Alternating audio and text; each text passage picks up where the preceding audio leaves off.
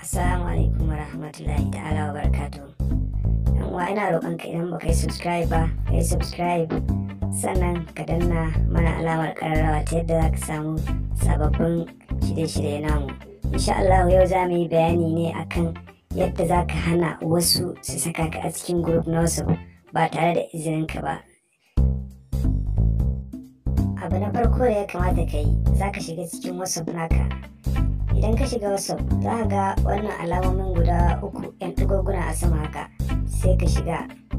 Idan ka shiga za ka ga setting a ƙasa sai ka shiga setting. Idan ka shiga za ka ga account sai ka shiga account, sannan sai ka shiga privacy. Idan ka shiga privacy ka iyo ƙasa za ka ga alama group, a rubuta group sai ka shiga group. Sai ka shiga wannan alama ta ƙasa wacce aka rubuta my contact accept. Idan ka shiga za ka ga jerin lambar wayoyin ka baki ɗaya sun fita sun bayyana.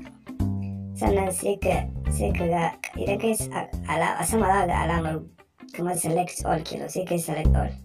Idan kai select all yauwa ka ga haka ka gama komai, sai ka dawo sannan ka danna wannan madanna. Sai ka danna wannan madanna ga ta kamar haka a ƙasa, wannan mai alamar koren kilo, sai ka danna ta. Idan ka danna ta haka ka update, yanzu kaga insha Allah haka babu wani wanda zai saka ka a cikin group wanda ba tare da sai an turo maka invitation na cewa ka yadda za ka shiga wannan cikin group. Yawa insha Allah mun gode.